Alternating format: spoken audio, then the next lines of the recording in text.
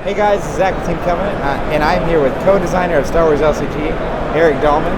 Thanks for joining us.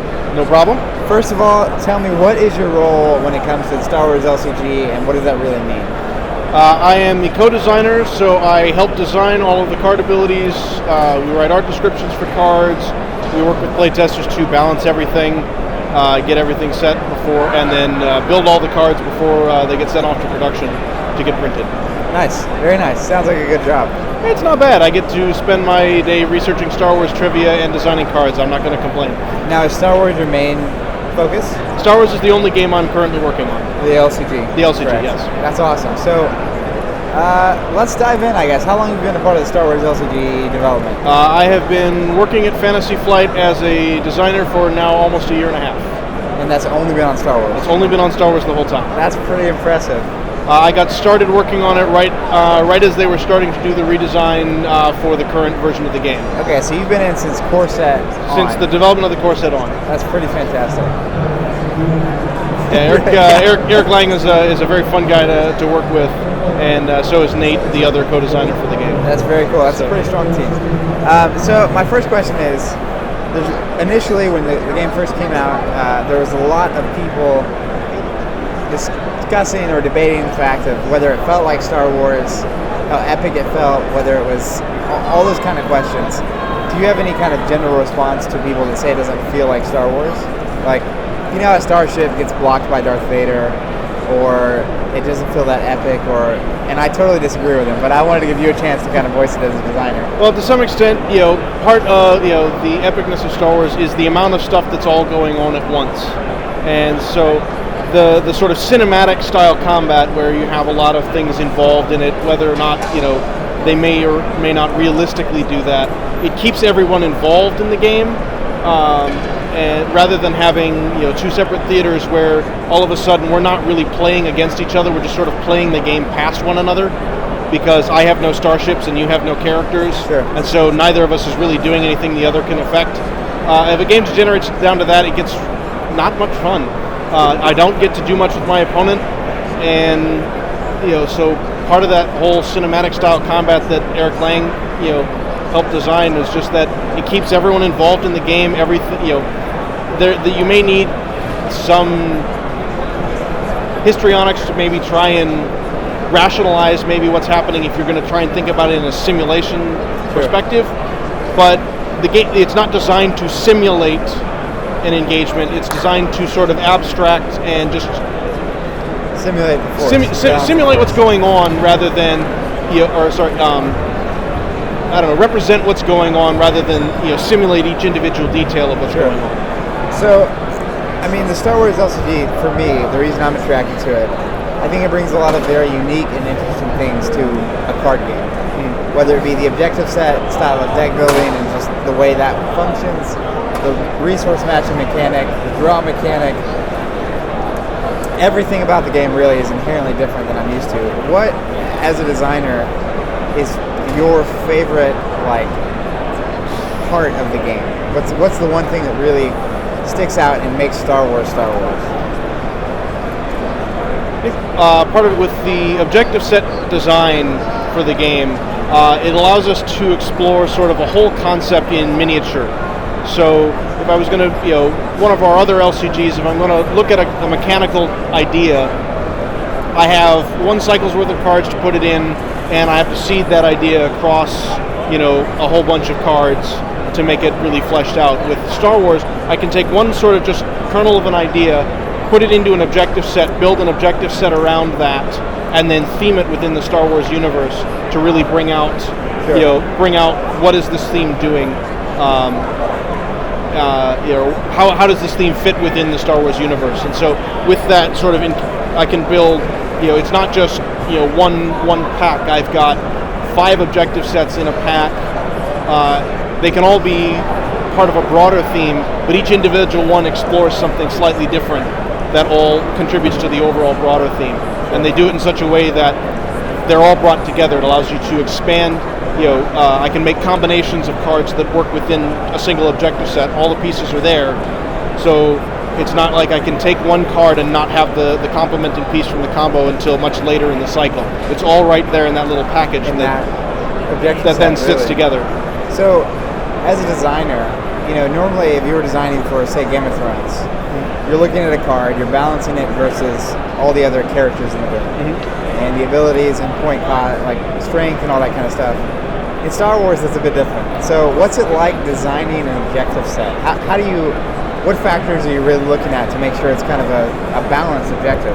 So we take a look at in the LCGs, because when you buy a pack, you always get the same set of cards.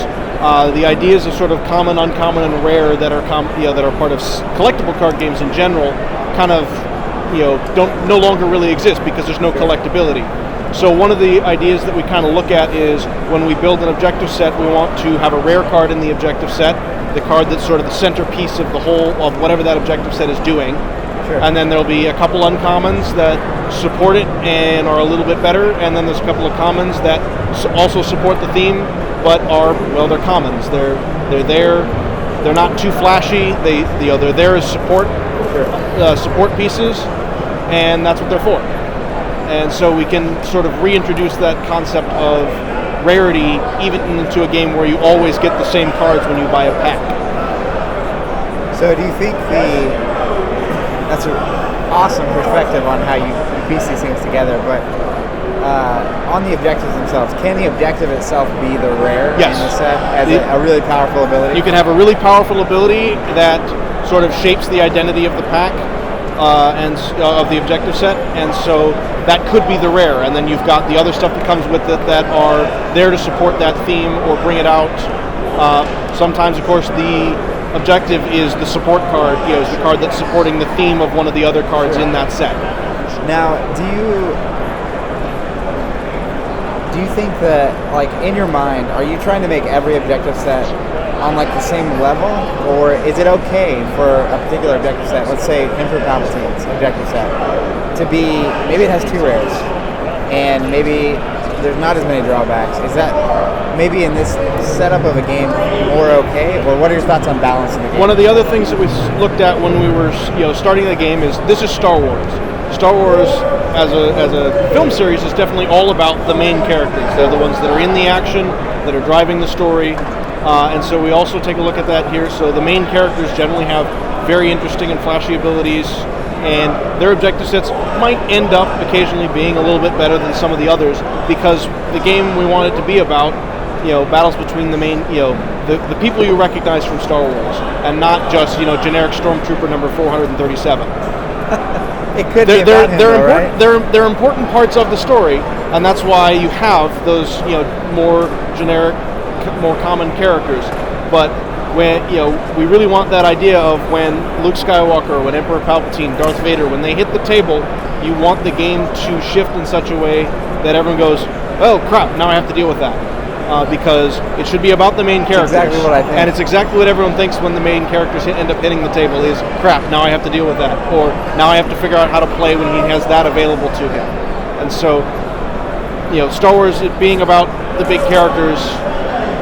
And we want the game to try and reflect that a little bit. The minor, and sort of more faceless characters, they're very useful. They can help out. They can also be very, very important in certain times. But we always have those, main characters, and we're never, we won't run out of them. That's a good thing. So let's talk about balance for a minute. Balance in this game. When you're designing, are you trying to balance across a cycle, or is it kind of like you want to make sure the affiliations kind of stick with each other throughout the entire course of the cycle? It's a little bit tricky to answer to some extent. When we build a cycle, as with any of the other games, we're looking at the effects across the whole cycle and how they work together and how they affect the current metagame. And so there's some of that design as well as each individual objective set is what you need to look at for balance. So it's not necessarily that I'm trying to balance any individual card. I'm trying to balance it in perspective of it comes with 5 other cards with it whenever I want to take that card. And so we look to balance the objective sets, to some degree. And again, as you mentioned, there's a little bit of a scale. Some of them are a little bit better, some of them aren't. Some of them are more, in a supporting role.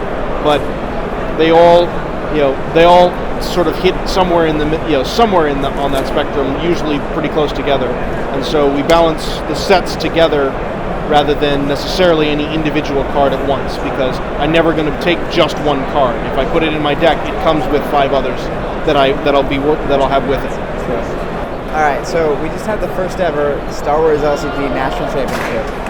Really, the first major event for this game. I mean, no questions there. But is there anything you were watching pretty intently the whole time? Is there anything that you saw that was surprising, or did a deck win that you thought you wouldn't see, or anything notable from the national event? Mostly just getting about 100 people to play any game will have quite a bit of variety. There was a lot of different deck types, a lot of different variations on certain themes. The overall winner had a very interesting take on 2 sort of standardized themes that people have come to play with, and he had a very interesting and unique take on them that I think really helped him out. Gave him several options that people weren't really expecting necessarily when they sat down across from him. Sure. There were definitely a lot of different deck types represented, and I think that that speaks very highly of you might have some sets that are a little bit powerful, but there's still a lot of different ways to use them. And so there isn't now that we have nearly count the objectives. I'm trying to count the objective sets, and I'm trying to we go up to 90s, right? We go up to 90, but we're still missing current for this weekend's tournament we're missing 2 packs from the hot cycle, so it's 90 minus about 10, so it's about 80 different objective sets. There's quite a lot of combinations that can be made on both sides that can still make very, very competitive decks. And I kind of feel like it's just getting warmed up, the whole game. Well, it's been out for less than a year, so yeah, it's still warming up because we don't even have a full expansion cycle out yet. So you're saying you haven't commenced primary ignition yet? Not quite. So, of all the things that have been out so far, do you have a favorite objective set, whether it's because it's interesting or just super powerful or whatever? What's your favorite objective set at this point? Well, it comes in combination with one that actually just released here at GenCon. One of my favorite decks from playtest was one of the Rebel Speeder decks, and combination just got a lot better. Just got a lot better. So combination of attack pattern delta plus Hoth operations that has Rogue 3 in it. That deck is a lot of fun to play. So you would say this speeder deck in general is your favorite? It was certainly my favorite for playtesting at the time when we were working on the stuff that's currently out. So how far in advance are you guys working on stuff? I'm curious by your comments there. We've certainly been continuing to work on stuff. I don't actually know how much I'm able to say about where we are as far as how far out or whatnot, but we definitely have kept, we're still working on stuff. We've got stuff planned to come out. I think a lot of it's really cool, so I might be slightly biased, but it should be really interesting. So one thing I really wanted to ask was, now that we've had 80 or so objective sets come out, and you're seeing how players are playing, nationals happen, you got to see a lot of games. Are there any cards in the core set or from early force packs that maybe you wish were a little better or a little worse, that maybe were too powerful or just not quite there? Well, not necessarily. I mean, everything has its use somewhere, and it's a question of finding that use, for whatever deck you're trying to build. And so there's some things that may not be as useful. A couple of things maybe could have stood to be one cost less, or maybe have one extra icon somewhere. But overall, everything again is still fairly useful. And as we said, we saw quite a diverse set of decks in the tournament we just had. So everything is seeing play somewhere for the most part. Excellent. So we're maybe 3 months out from Worlds. We're going to see a couple more force packs. We might see Balance of the Force, right? That's supposed to be It's a possibility. It depends on when it shows up. Do you have any predictions on what'll be the the decks to beat when it comes time for the World Championship? Not particularly, because there are so many different ways to put 80 objective sets, 90 objective sets together, that stuff that people are enjoying playing will definitely continue to show up. I'm sure we'll see more combinations using the Millennium Falcon, using Han, using Luke, everyone's favorite characters on the light side, using Vader, using Palpatine, using Bosk and some of the others, and Jabba from the Smuggler, or for the Scum. The Star Destroyers are always a big hit. We just got the AT-ATs released with Battle of Hoth. That enhancement is crazy. It's a really good enhancement. That enhancement is nuts. Can we talk about that for a second? Go right ahead.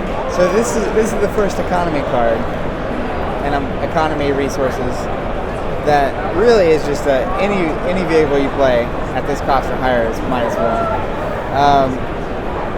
How do you feel about that card? Does that card alone shake up what's possible?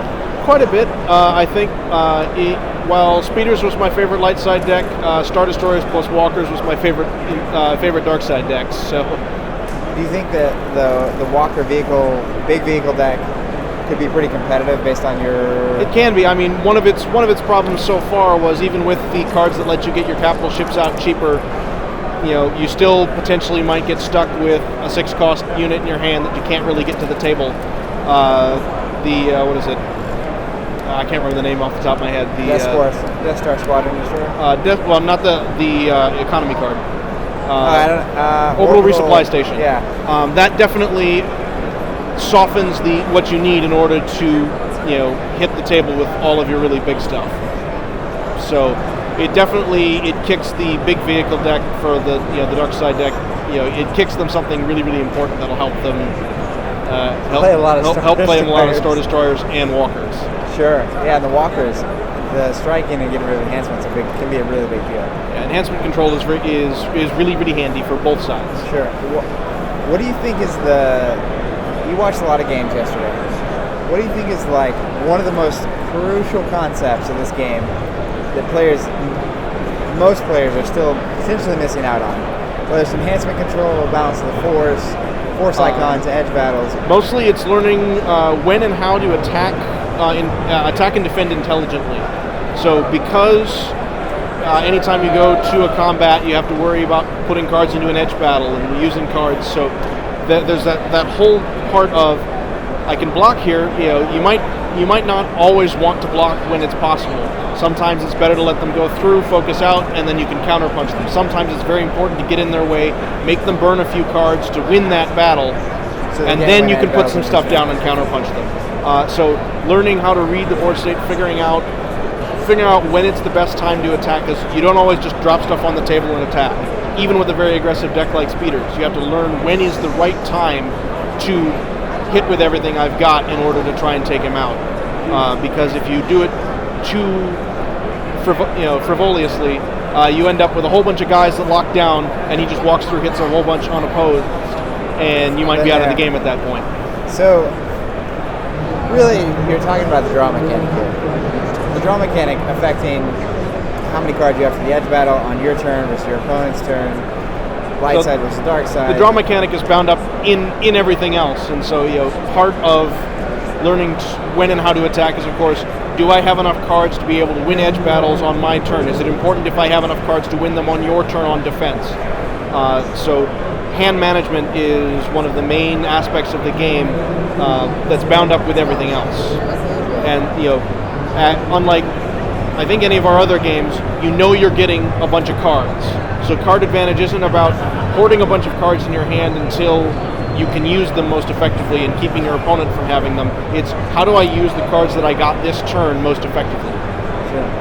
Well, and then potentially even anticipating what you think you'll be getting next Exactly. turn, which can be crazy. Sometimes you draw Yoda and sometimes you don't draw a single character. That happens. So we have balance. Surprisingly enough, random card games are random. They are indeed random. So we have Balance of the Force coming up, which is pretty exciting.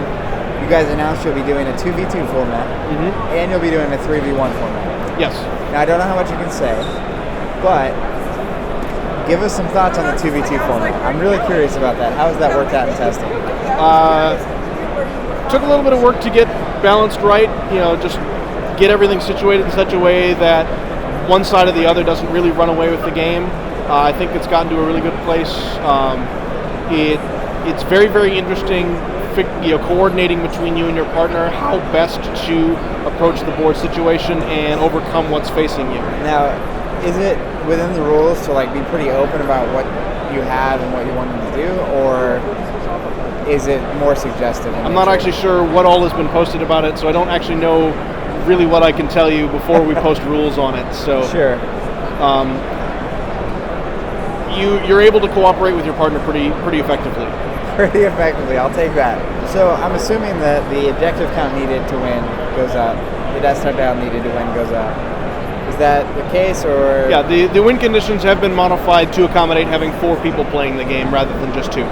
That's really cool. Now, again, I'm not trying to force you into telling me anything here, but is it a situation where like the team sits on one side of the table, or is it alternating? You sit next to your partner. Okay, and then do you guys go at the same time, or do you take turns? Or again, without knowing, I didn't actually read the article that got posted, so I don't know what's actually been spoiled. So I don't know what I can actually tell you. I'm sorry. That's for sure. Cool. And then 3v1, right? That's more like story driven. If I'm correct. It's a little bit more story driven, yeah. So the deck itself that the one player is playing is a little beefier, a little crazier. The cards in the challenge deck have been designed with the idea in mind that you have to take on 2 or 3 people, so they're a lot more cost effective. They are a lot more efficient at what they do. They just they help you a lot, and they're written in such a way as to with the mindset of I have 2 or 3 people against me, so they have a lot effects that affect multiple people, so that you're able to take on 3 people's worth of resources coming at you. That's a really brilliant addition to the game, 3v1. What are your thoughts on the whole thing? Like, how has it been designing a 3v1 scenario in a game with cards that were built for a one-on-one scenario? Well, multiplayer actually was always part of the original design idea that Erik Lang came up with. It was just a question of when we got around to getting the game ready to come out last year, we hadn't worked out all the bugs in the multiplayer stuff yet, and so we decided to take it out of the core set and move it to its own expansion. And so it's always been there as an idea. You'll notice some cards such as Cruel Interrogations, and I believe the Interrogation Droid, from that same set, do actually work versus multiple people. They're actually worded to say each opponent. Wow. So there are cards that are in the core set. So Interrogation works against every opponent? Interrogation does not, but the Interrogation Droid and Cruel Interrogations both say each opponent.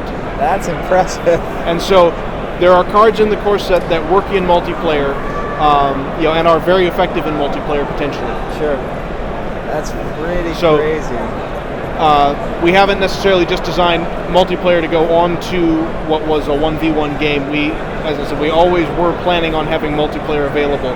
One of the reasons it's in the back of the rulebook saying this will be here. Yeah. It's just a question of when we get it all worked out. And so you've worked that out. So we had some effects that we knew these should work in multiplayer even when we were looking at the core set. And so those effects are in there. And same with Hoth and same with Edge of Darkness. There should be cards in there that are worded in such a way that they work with multiple players. That's worth a look. And then Balance of the Force will give you all the rules needed, of course, to have that kind of game. That's fantastic. So we have the Hoth cycle. We have the Battle of Hoth that's here at GenCon coming out very shortly. We're about to round out the pack, the cycle with the last pack. Obviously, there's going to be another cycle after that. Mm-hmm. I'm not going to inquire too much about that cycle, but one thing from a it's a fun cycle. design standpoint I'm curious about is right now, Battle of Hoth, the whole cycle has been very Hoth-oriented, lots of Hoth objectives, lots of cool interactions. They're very powerful. How are those affected when you get to another cycle with a different theme, probably? Do you think it's the kind of thing where people kind of forget about Hoth, and then all of a sudden someone plays Hoth and destroys you? Or is it the kind of thing that it's not really ever going to go away? It doesn't necessarily have to go away. There are some definitely good cards that aren't necessarily Hoth specific in the Hoth themed packs, in the Hoth themed objective sets. Sure. And so you can always pull stuff in that works with other stuff. Attack pattern delta, that isn't required to really run too many Hoth, other than I just have to have more than you in order to get its effect to work. But it doesn't work only on things that are in the Hoth cycle objective sets. It works on any vehicle 2 cost or less. So anytime we print something that has a vehicle of 2 cost or less, it can potentially work with attack pattern delta. The risk, of course, of running that is if I run up against someone that's using a bunch of Hoth, if I don't get to use it, if I don't have enough Hoth objectives to turn it on, then that part of my strategy might not work. And so there's always a metagame idea of who's playing what, and that'll keep things sort of moving and changing, because someone might play a whole bunch of Hoth objectives, and all of a sudden that you need some stuff to counter that. And one of the ways for dark side to counter light side Hoth decks is just to play Hoth objectives. Sure. And of course, some of the stuff that the light side has in the Hoth objective sets are very good against the things that are in the dark side Hoth objectives. Speeder Launch Bay is very good against vehicles and even better against walkers. And so if you're having problems with walkers, you put that in. It helps you work on solving your walker problem. It's kind of this weird scenario where the more Hoth each player brings, the more intense they are against each other. That was one of the design ideas, is to make sure there's this feeling of struggle over something. And in this case, the Battle of Hoth was a very pivotal moment for the Rebellion and the Empire, and it was a very pitched battle. And so one of the ideas was to make sure that if people are bringing these things to the table, it feels like a very pitched battle, because you've got a lot of stuff going back and forth, and what you have is driving your opponent's decisions on how they're attacking. And it absolutely does. I mean, when you have a Hoth deck versus a Hoth deck, it's intense. So just a couple last questions here. In your opinion, and not even necessarily from a designer opinion, but from a player opinion, what do you think is the most powerful objective set in the game right now? Most game effective? That's a really tough question. There are a lot of things that affect the game. Unfortunately, they're all usually context dependent, because something that will really affect the game in one sense doesn't really do it in another case. And so I have a really hard time answering that, because I like a whole bunch of objective sets. There are a lot of contenders, from both sides. Sure. For what is most effective. And in many cases, what is most effective depends entirely on what does my opponent have in front of him. Because if he's got a lot of characters, I don't necessarily need something like the Falcon to keep putting stuff in. What I need is a bunch of targeted strike to take out his characters. If my opponent has a lot of really big units in play, I need the Emperor to put a bunch of tactics out, try and hold them down while I go look for my other stuff. If my opponent has a lot of really big characters, Sleuth Scouts and the Blockade Runner are very, very useful. And so it's very hard to say what is the best, because what the best is in relation to everything else. Sure. Which I think is a very good state for things to be in, because if there's very, very clearly one thing that is good, is the best, then I think it's a little bit, it gets a little bit more stale. Sure. So we also just had the first deluxe come out, which is pretty important, especially for Smugglers and Spies and Scum and Villainy. A lot of players have been tossing out the idea that maybe the deluxe and the game at this point is a little slanted towards the light side. How do you feel about those remarks? Do you think it's maybe light side's advantage right now, or do you think it's balanced, or the other way around? Part of the perception probably comes from the fact that when the core set came out, the dark side was very, very dominant. The dark side's choices were driving some of the metagame. They were driving the flow of the game based on having certain things in play. One of the things with Edge of Darkness was, again, in the original conception, we had all 6 factions in the core set. And we found very quickly that we weren't going to be able to do each faction justice, and be able to get all of them into the core set. There would just be too many cards. And so we made the decision to take the Scum and Villainy and the Smugglers and Spies and sort of take them out of the core set and move them to their own product. So really what you're getting is sort of the last third of the core set. And so some of the balance issues with Darkside being really, really dominant to start with, the answers for some of those deck types were the Sith control deck type were in the Smugglers and Spies. Sure. And if we'd had them all at once, the strategies evolved to take on any given deck type would have evolved. Right now we've got a whole bunch of new stuff that everyone wants to play, and it currently beats, or at least it gives the current or the previous standard deck type a run for its money. And so it's a metagame evolution. You need to adapt to what's being played. I saw some very, very interesting ways of adapting to playing against Sith control just in the tournament we had yesterday. And so I think it's mostly a case of it's a perception based on what we had before and what now in relation to what we have now. It definitely completely changed the game. It's only been out for a month or less than that even, and so once people get a chance to really sort of sit down and amalgamate all the stuff that's kind of in there, I think Darkside still has a lot of really good deck types. It's on a lot of really good games with Darkside decks that were beating up on what people would normally consider really good light side decks, and so it's a question of finding out what works against what's popular, or what works against what people in your local area are playing, and keeping that metagame evolving. So for me, I know a lot of it. The Deluxe came out, and the Smuggler deck was just awful because I was playing Sith Control. It rolled me the first couple of times, so I was like scrambling for a deck. How much of it is, changing what's in your deck versus knowing how to play against someone? Because I felt like the more I played against the Smuggler deck, no matter what deck I was using, the better I did. Because it really just makes things that used to be really good decisions less good. And so you have to make different kinds of decisions. How much is decision making versus deck building? I couldn't really quantify it because it's some of both. Part of it is, I now have options versus what used to be really good cards and really good decisions.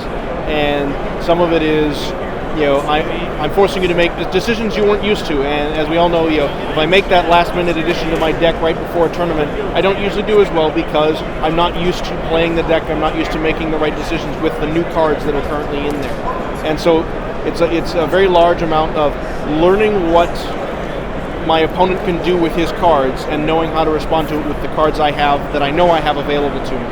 And so it's really a combination of both. I wouldn't be able to put a percentage on one versus the other because it's very, very important to be able to do both. I need to change some of my cards, and I need to learn how to make the right decisions for the game state that I've got based on what I know I have and what I suspect my opponent has. All right. This is going to be the finale for me. Last question.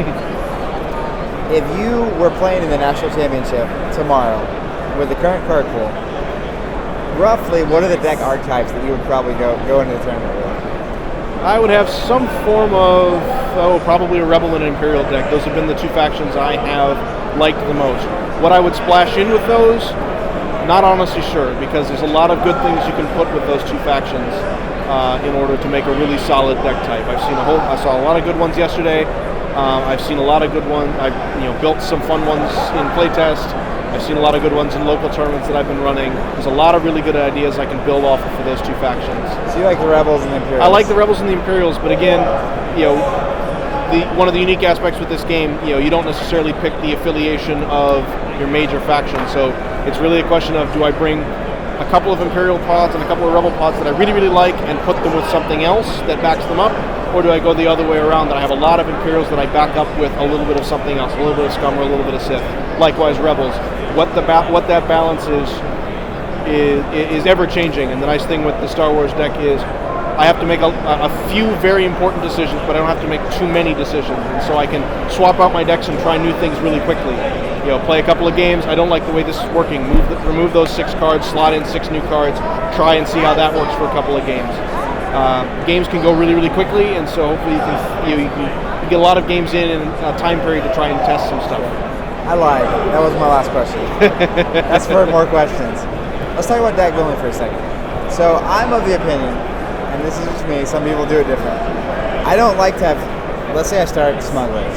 I don't really like to have more than 3 Smuggler objectives outside of that because of the chance that I might draw all 4 Smuggler objectives and be stuck with none of everything else in my deck.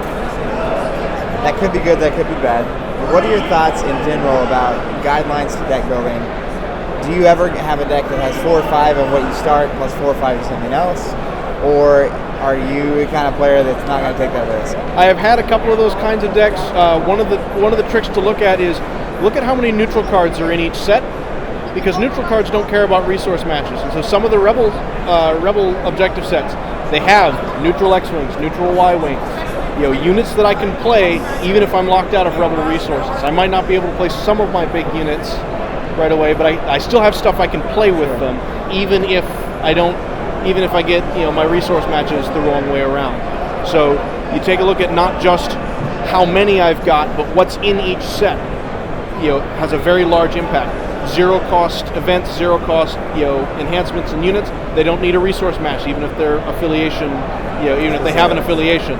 So what's in the set has a very large impact on if I'm going to take a couple extra of something that's beyond the 2 or 3 that I might if I'm trying to play safe. So you can push that sort of 50-50 decks affiliation split if you've got stuff that you can play even if you don't get the right resources. So we'll finish on the deck building topic. I have one more general idea that I want to talk about, which is when you're building a deck, are there key things you're looking for? Is it I want to have this range of number of characters in my deck, or this range of number of resources in my deck, or I'm not building the deck unless it has 3 Twisted Fates, or are there any kind of general guidelines that you look at when you're testing and building decks that really make a deck click? I'll generally look for, I'll see some objective set and, the ideas that it's got, and I'll say, I want to build something that works with this. And so then I will take that and I'll look for things that complement that pretty well. If you look at all the objective sets that are out, you'll see that a good number of them have almost always between 2 and 3 characters. There are some exceptions. They're notable standouts. So you will almost always, when building a deck, end up with about 50% characters. If you want, even if you just throw 10 random objectives into your deck. Sure. And so if I want more than that, I'll look for ones that have 3 characters. If I want a higher, if I don't care so much about my character density, but I want character quality, I'll look for ones that have, a really good character and maybe just 1 support character and then a bunch of support cards that aren't units. And so generally, as I said, I'll take some objective or like maybe a pair of objectives that I think work really well together, and then sort of theme around that, figure out what complements those, try different options. Try different options over a couple of games on the support pods, and if it's working well, I'll keep that idea and keep it around to try and keep testing with. If I don't, I'll scrap it and I'll go look for another new set. Certainly I'd like to have every Twist of Fate available is at least funny the first time when your opponent never gets to play any cards, but it's not necessarily very effective to say I need a minimum number of these. If you play, intelligently and smart, you can keep your opponent from seeing some of what you have, and they don't never necessarily know if you've got it in there until they've seen, 10 different objective set numbers. So you can always keep them guessing until you've got Devastator. Until you either play it or you play something from its set, and so you can actually, you can withhold information from your opponent by not playing all of your cards right away, holding on to stuff, watching what you discard. If I've got, say, 2 Force Chokes, and you've seen that I have Palpatine because I've got Emperor's Web out, but you haven't yet seen that I'm playing Vader, you might not necessarily assume I am, so I'll discard the Force Choke from Palpatine's set rather than the one from Vader's set. If for whatever reason I don't want a Force Choke, i.e. you've got vehicles or I don't think it's useful right now. So how attentive are you to your opponent's objective set numbers while you're playing? In general, I know, given that I have to work with them all the time, I'm pretty good at knowing most of what's in any given objective set. And when we're testing, of course, I know a lot about what's there, and so I'm not necessarily looking directly at numbers per se. Generally, again, if I see certain deck types, I can make certain assumptions, but that's where the beauty of this objective set system works, is I can, instead of playing 2 copies of Vader, maybe I'm only playing 1. You've seen me play something from his pack, now I have to worry about the second one, but it's not there. And because I have a lower density of duplicated objective sets, until I flipped over a couple, you don't actually know that I'm not playing 2 of them. Sure. And so I can play you can play mind games, even if I'm not really attentive to the numbers. Just playing on people's expectations. Oh, he's obviously playing 2 of that. No, I decided I'm only going to play 1 right now because I've got something else that I want to slot in, and I'm willing to give up a little bit of consistency of 1 set for a little more variety because because I keep refilling my hand every turn. Yeah. Excellent. Well, thanks for sitting down and interviewing with me. Absolutely, it's been a pleasure, and we'll touch base with you at Worlds, see how the game fit is there. And until then, best of luck, and be sure and catch all of our GenCon videos. We'll have plenty to post.